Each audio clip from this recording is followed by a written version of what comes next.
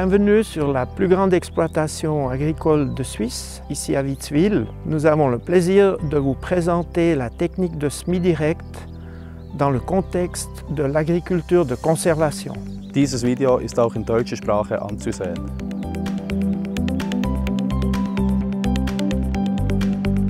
Le semi-direct est une partie intégrante de l'agriculture de conservation. Pour ne pas remuer plus de 25% de la surface du sol, il faut vraiment préparer le sol, il faut que le sol fonctionne de lui-même. Ça peut prendre 7 ans. Pour atteindre un nouvel équilibre dynamique dans le sol et pour parcourir ce chemin, il faut effectivement adapter la rotation, il faut inclure des légumineuses, il faut réduire l'intensité de travail du sol. Le grand pas final ensuite, c'est de ne plus travailler le sol du tout et d'utiliser une technique adaptée, une technique avec des semoirs spéciaux de semi-direct pour pouvoir placer le grain dans le sol et non pas dans les débris de récolte, dans de la paille, voire des plantes qui restent en place.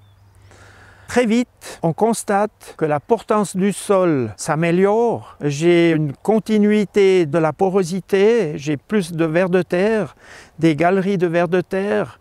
J'ai l'eau qui infiltre beaucoup plus vite. Je conserve plus d'eau dans le sol et dans des phases de sécheresse. Avec la capillarité, ces racines vont avoir la possibilité d'utiliser cette eau. Vous pouvez améliorer votre fertilité de sol à long terme. Un autre avantage, c'est aussi d'éliminer quasiment l'érosion. Des dégâts d'érosion, on ne les connaît pratiquement plus. Dans un système de semi-direct conséquent, lorsque vous êtes en pente, vous n'avez pas le choix, vous utilisez cette technique. Un défi avec la technique de semi-direct, ce sont les débris végétaux. Nous avons aujourd'hui la possibilité, avec différents systèmes de socs, qui ont la possibilité effectivement de placer la semence sous les débris végétaux dans le sol. Donc ce qui compte, c'est d'avoir un contact direct entre grain et sol. Du coup, on arrive à faire germer cette semence très rapidement et la culture peut profiter de ses avantages avec ces débris, avec cette couverture en permanence. Où sont les limites? Si vous avez des champs avec de l'eau stagnante, le semi-direct ne va pas fonctionner. Mais cette technologie, elle est appliquée au Canada avec 350 mm d'eau, de pluie, au Brésil avec 2200 mm. Nous en Suisse, on est ici, on est à peu près à 1000, mais il n'y a pas de raison pour laquelle ça ne pourrait pas fonctionner. Au contraire, si le sol est intact, si le sol fonctionne de soi-même, tout comme sur une prairie permanente, c'est ce qu'on recherche, c'est notre objectif finalement. Alors il n'y a pas de raison pour laquelle on ne pourrait pas utiliser cette technique de semi-direct.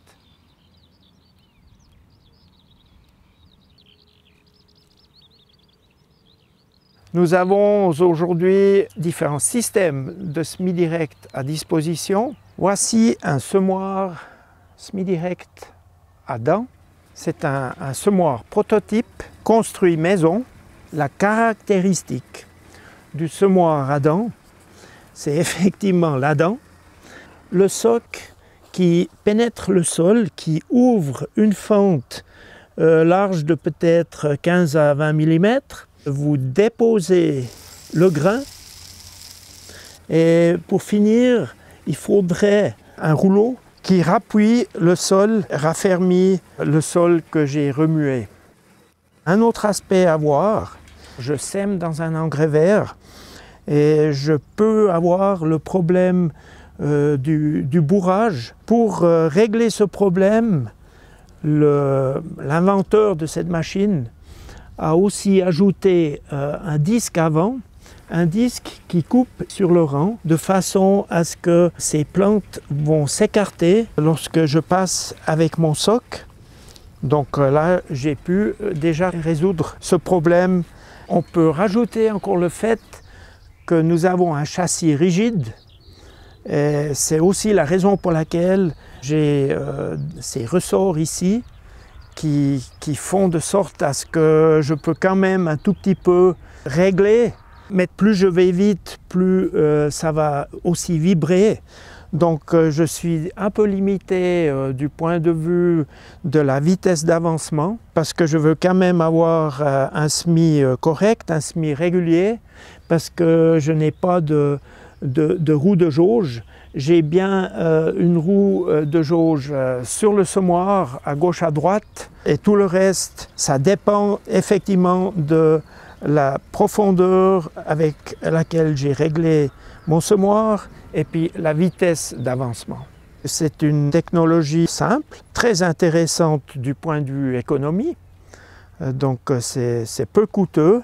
On peut dire, si j'ai des sols très réguliers, donc la surface régulière, je vais aussi faire un bon travail avec ce semoir à dents.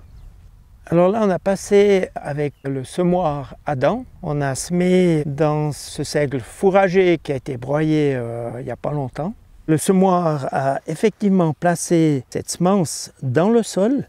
Je vois les grains là, ils sont en bon contact avec le sol. On a quelques grumeaux qui sortent de la fente de semis. Si le sol était bien ressuyé, bien sec, on n'aurait pas la formation de ce type de motte. Elle resterait dans la fente de semis. Mais finalement, comme conclusion, vu que c'est un prototype très simple, on a atteint, à mon avis, l'objectif. On a pu placer la graine dans le sol comme il faut et on veut en somme rien de plus que ça.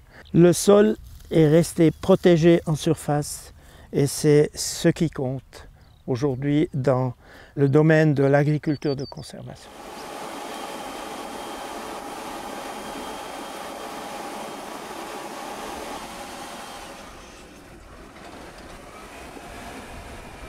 C'est un semoir pneumatique qui provient d'Angleterre, un semoir à double disque, système undercut. Nous avons deux trémies, donc une on la voit très bien, la deuxième de l'autre côté. Nous avons le moteur électrique ici qui sert à moduler le dosage de semis. La modulation de la dose de semis se fait automatiquement à l'aide d'une carte. Nous transporte la semence, le grain, c'est soufflé et en général nous avons trop d'air. Ici une spécialité sur ce semoir, cette ouverture, le surplus de l'air peut sortir de cette ouverture. Nous avons l'air finalement qui va descendre et on a ces doubles disques. Donc là le disque qui coupe, ce scon qui est un peu plus petit, ce scon disque qui nous enlève la terre et puis fait de sorte à ce que le grain puisse être placé dans le sol. Donc on a peu d'air qui va finalement être dans cette fente vu qu'on a cette ouverture ici pour le surplus d'air. Un autre aspect avec ces doubles disques, c'est qu'on va couper dans les débris, voire surtout dans des mélanges d'engrais verts et nous n'avons pas de bourrage parce qu'une partie des plantes vont vraiment être coupées et vont être remuées à côté du rang. Comme ça, nous pouvons vraiment faire un semis correct. Le fait à ce que ce double disque peut pivoter peut de cette façon éviter les cailloux. Si nous avons des gros cailloux, des obstacles, effectivement, le disque va rester dans le sol et non pas être levé, voire tout le semoir être soulevé. Avec ce vérin à double effet, le soc peut être sorti du sol, peut être vraiment soulevé si l'obstacle est beaucoup trop grand. On a la possibilité, avec l'accumulateur qui est ici, qui va reprendre l'huile, il y a aussi de l'azote là-dedans, pour nous aider à faire sortir tout le soc du sol, aussi pour le protéger contre des dégâts. Et par la suite, une fois qu'il a passé l'obstacle, automatiquement il va retomber dans le sol et puis continuer à faire la fente de semis. Derrière cette roue plombeuse, qui du coup est aussi une roue de jauge, qui fait de sorte à maintenir une profondeur de semis régulière. Voici le résultat du semoir double disque, undercut. Et donc ils entrent 2 pieds dans le sol, on voit très bien maintenant ici, j'ai préparé la fente de semis. La semence a bien été placée dans le sol. On a également une bonne protection de la couverture du sol. De temps à autre, on voit encore un tout petit peu les traces de la roue plombeuse qui a passé par-dessus. Mais ce système ici est également adéquat à la séquestration du carbone, vu qu'on n'a pratiquement pas remué le sol en surface.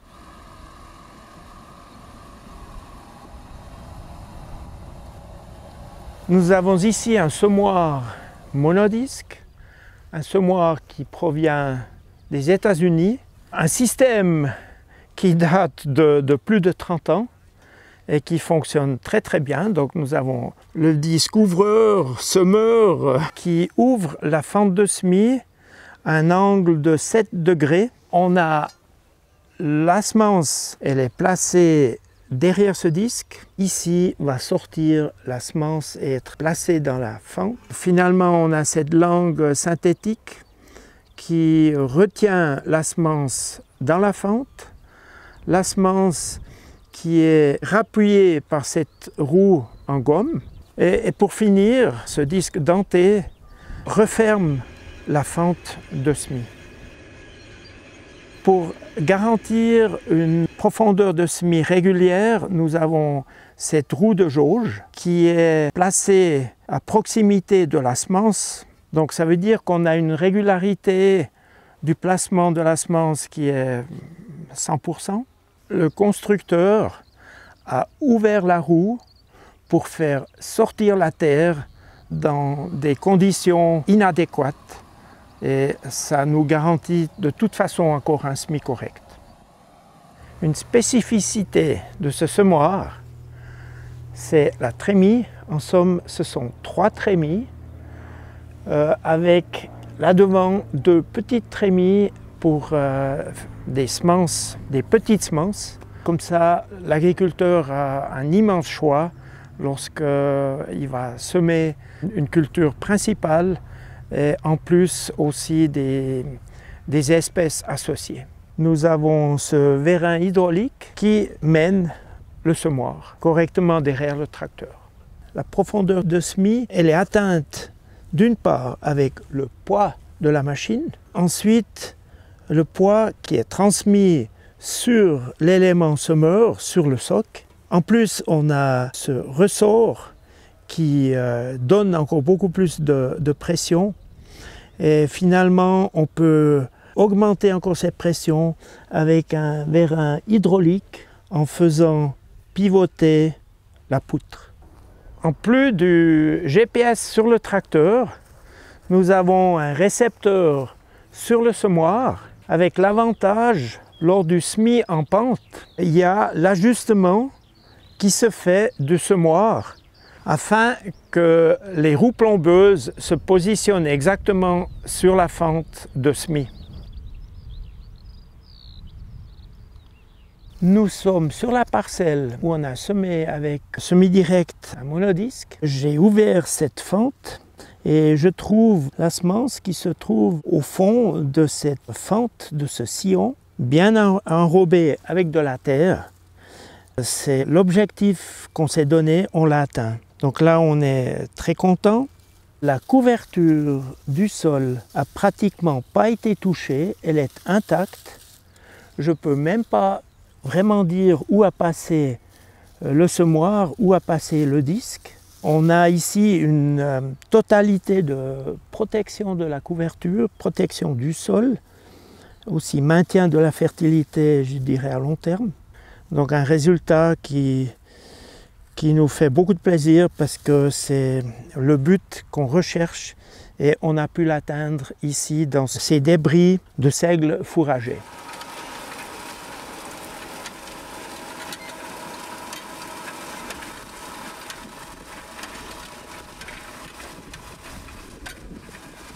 Ici, nous avons une machine combinée. La première partie, c'est un outil strip-till et suit un semoir monograine pour semi-direct. Nous allons nous concentrer sur ce semoir monograine. Il est équipé de chasse-débris des deux côtés. Ça nous assure de libérer sur le rang. Donc on a des débris de résidus d'engrais verts. Ensuite, on a un disque gaufré. Avec ce disque gaufré, la fente de semis est légèrement ouverte. Suit ce disque semeur, il sera 1 cm plus profond que ce disque gaufré. C'est ce double disque qui finalement place aussi la semence là-dessous, avec les roues de jauge des deux côtés pour vraiment contrôler la profondeur comme il faut, puis la tenir aussi, la profondeur. On a aussi cette languette pour tenir les semences dans la fente et aussi la possibilité d'inclure de l'engrais liquide si nécessaire. Et finalement, on a 2 roues dentées qui referment le sillon. Ces dents sont assez extrêmes, c'est assez agressif. Une spécialité pour travailler dans des conditions d'agriculture de conservation avec beaucoup de résidus. Pour finir, vous avez ce tube ici qui est utilisé pour la fumure, peut amener de l'engrais ou voire même des antilimaces. Voilà, ça un peu tout cet élément semeur typique pour un semoir monograine.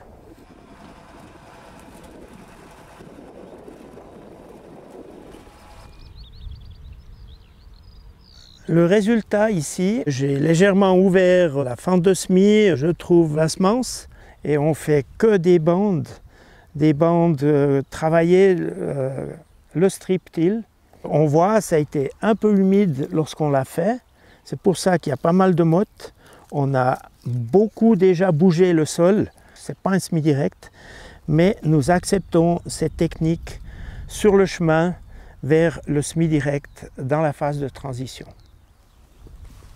Le sol, c'est quelque chose qui bouge très très lentement. Donnez-vous ce temps, vous allez en profiter et la génération suivante aussi.